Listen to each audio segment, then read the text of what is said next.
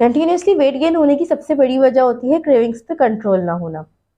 जब हमें किसी चीज़ की क्रेविंग होती है तो हमारा दिल चाहता है कि हम उसको फ़ौरन से खा लें, और चाहे हमें बाद में उसके लिए कितना ही रिग्रेट होता रहे, लेकिन हम वो खा लेते हैं। अस्सलाम वालेकुम, मैं हूँ आयशा, कंसल्टेंट न्यूट्रिशनिस्ट और वेट लॉस कोच। मेरे पास जो मोस्टली लोगों के मैसेजेस आते हैं वो यही बताते हैं कि उनके वेट गेन की जो बेसिक वजह है वो यही है कि उनको मुख्तलिफ चीज़ों की क्रेविंग्स होती हैं। सबको डिफरेंट डिफरेंट तरह की क्रेविंग्स होती हैं। कुछ लोगों को सॉल्टी या नमकीन चीज़ों की क्रेविंग्स होती हैं और कुछ लोगों को जो है वो मीठी चीज़ों की क्रेविंग्स होती हैं।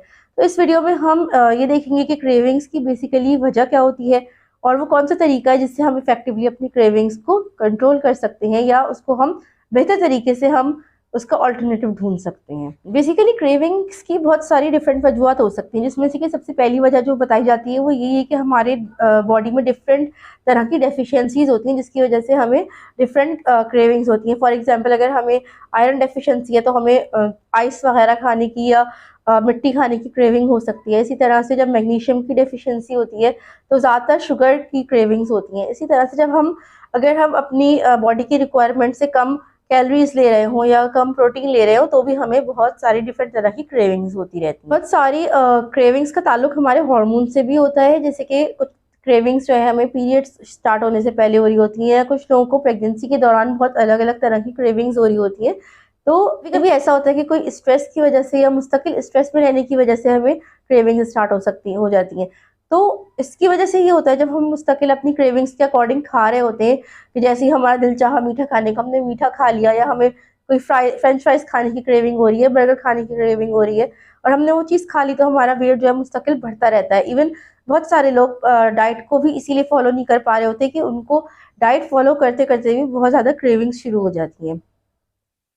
तो क्या ऐसा तरीक़ाकार हो कि हम अपनी क्रेविंग्स को बेहतर तरीके से हैंडल कर सकें, क्योंकि क्रेविंग्स जो है एक नेचुरल फिनोमिना है और ये तो हमारे साथ चलता ही रहता है। इवन मुझे भी कभी कभी बहुत इंटेंस क्रेविंग्स होती हैं और मेरा दिल चाहता है कि मैं कोई मीठा खा लूँ या चाय के साथ बिस्किट्स खा लूँ, लेकिन मैंने काफ़ी हद तक अपने आप पे ये चीज़ें जो टिप्स अप्लाई करके देखी तो मुझे काफ़ी अच्छा लगा और काफ़ी फ़ायदा हुआ और क्रेविंग्स बहुत हद तक कम हो गई हैं।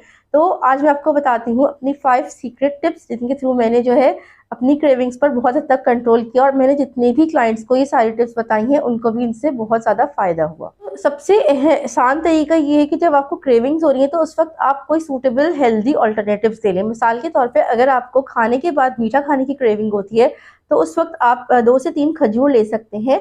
इसके अलावा आप डार्क चॉकलेट का इस्तेमाल कर सकते हैं। इसी तरह से अगर आपको बर्गर वगैरह खाने की क्रेविंग हो रही है तो आप घर में बने हुए कबाबों को खा सकते हैं। क्रेविंग से जान छुड़ाने का एक और बहुत ही अच्छा और आसान तरीका ये है कि आप उस वक्त पानी पी लें। यानी जब हम कभी कभी ऐसा होता है कि हम बहुत ज़्यादा डिहाइड्रेटेड होते हैं, लेकिन हमें अंदाज़ा नहीं हो रहा होता या बहुत ही ज़्यादा ऑब्वियसली प्यास नहीं लग रही होती, तो हमें क्रेविंग होती है और हमें ऐसा लगता है कि हमें कुछ खा लेना चाहिए, हमें भूख लग रही है। लेकिन अगर हम उस वक्त 1 से 2 गिलास पानी का इस्तेमाल कर लें तो वो हमारी जो क्रेविंग है वो काफ़ी हद तक कंट्रोल हो जाती है। तीसरी बात ये है कि अपने मील्स को हमेशा प्रॉपर्ली प्लान करें और तीनों मील्स अपने प्रॉपर टाइम पर लें। आपके बॉडी को पता होना चाहिए कि ये फिक्स टाइम है, इस टाइम पर मुझे खाना मिलेगा। इस तरह से आपको जो है गलत टाइम पर क्रेविंग्स होनी खुद ब खुद कम हो जाएंगी। दूसरी बात ये कि मील स्किप ना करें या ऐसा नहीं करें कि आप काफ़ी लंबे टाइम तक खाली पेट रहें। अगर आप खाली पेट रहेंगे तो उससे भी आपको बहुत इंटेंस क्रेविंग्स होंगी और फिर आप जो वो चीज़ जिसकी क्रेविंग हो रही है वो बहुत ज़्यादा क्वांटिटी में कंज्यूम कर लेंगे। मिसाल के तौर पे बहुत सारे लोग ये करते हैं कि काम की वजह से या किसी और मसरूफियत की वजह से, या जैसे जिनके छोटे बेबीज़ होते हैं वो उनके काम में लगी हुई होती हैं ख़वातीन, तो वो अपना मील स्किप कर देती हैं, कभी लंच स्किप कर देती हैं, कभी डिनर स्किप कर देती हैं। तो उसके बाद उनको जब भूख ज़्यादा लगती है तो उनको बहुत इंटेंस क्रेविंग होती है और उस वक्त ये होता है कि वो समोसे या नूडल्स या इस तरह की अनहेल्दी चीज़ें कंज्यूम करना शुरू कर देती हैं, जिसकी वजह से उनका वेट बहुत तेज़ी से बढ़ने लगता है। तो कोशिश करें कि अपनी मील्स का प्रॉपर टाइम बनाएं और जो भी आप मील ले रहे हैं उसके अंदर आप प्रोटीन का पोर्शन ज़रूर इंक्लूड करें, क्योंकि प्रोटीन आपको फुलनेस की फीलिंग देता है। सेकेंडली, आप उसके अंदर सलाद का इस्तेमाल करें और इसके अलावा एक रीज़नेबल क्वांटिटी में फैट्स का भी इस्तेमाल ज़रूर करें। ऐसा नहीं है कि बिल्कुल आप फैट्स का इस्तेमाल करना छोड़ दें, बल्कि थोड़ा बहुत ऑयल, देसी घी या बटर आप इस्तेमाल करें हर मील के अंदर, ताकि आपको काफ़ी लंबे टाइम तक फुलनेस की फीलिंग आती रहे। फोर्थ इफेक्टिव टिप ये है कि आपको बाजारी खानों से हद से ज़्यादा परहेज़ करना चाहिए। अगर आपने आदत डाल ली है कि आपको जब भूख लगती है तो आप कोई चीज़ ऑर्डर करके मंगा लेते हैं या आप सुपरमार्केट से बहुत सारा स्टॉक जो है प्रोसेस्ड फूड्स का ले आते हैं और जब आपको क्रेविंग्स होती है तो आप वो निकाल के खाना शुरू कर देते हैं। तो ये दोनों हैबिट्स आपकी सेहत को बहुत ज़्यादा नुकसान पहुंचाएंगी। तो कोशिश करें कि जितने ज़्यादा हो सके घर में अपने फ्रीज़र में होममेड डिफरेंट चीज़ों को बना के रखते रहें। फॉर एग्जांपल आप कबाब बना के रख दें डिफरेंट तरह के, आप चिकन पे मसाला मैरिनेट करके रख दें या चिकन को कुक करके रख दें। इसी तरह से आप चिकपीस उबाल के रख सकते हैं, लोबिया वगैरह उबाल के रख सकते हैं।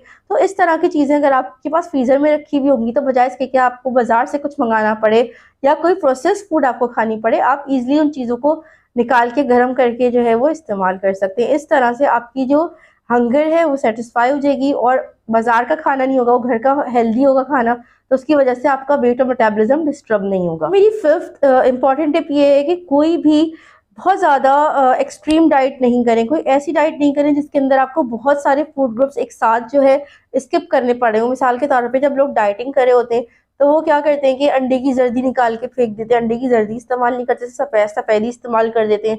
तो उससे क्या होता है कि आपने फैट मिस कर दिया। या ये होता है कि फ्रूट्स खाना बंद कर देते हैं ये सोच के कि आपको जो है इस फ्रूट्स में तो शुगर है, लेकिन होता क्या है कि जब आप फ्रूट्स स्किप करते हैं या कोई दूसरी हेल्दी चीज़ें स्किप कर रहे होते हैं, रोटी या राइस को बिल्कुल कम्प्लीटली स्किप कर देते हैं, तो फिर आपको जो है वो आहिस्ता आहिस्ता आहिस्ता करके एक हफ्ते बाद बहुत ज़्यादा क्रेविंग स्टार्ट हो जाती है इन चीज़ों को खाने की। और फिर जब वो चीज़ें आपसे कंट्रोल नहीं होता तो आप बहुत ज़्यादा क्वांटिटी में कंज्यूम कर दें। तो इसलिए मैं कहती हूँ हमेशा, और मैं अपने जो डाइट प्लान देती हूँ उसमें मैं हमेशा कोशिश करती हूँ कि बहुत ही बैलेंस रखूँ। फ्रूट्स भी इंक्लूड करती हूँ उसमें, उसमें मैं रोटी और राइस को भी इंक्लूड करती हूँ, उसमें मैं सारे प्रोटीन्स भी इंक्लूड करती हूँ, ताकि जो भी लोग डाइट फॉलो कर रहे हैं चाहे उनका वेट लॉस थोड़ा स्लो हो लेकिन उनको क्रेविंग्स ना हो, उनको हंगर ना हो, उनको कमज़ोरी ना हो।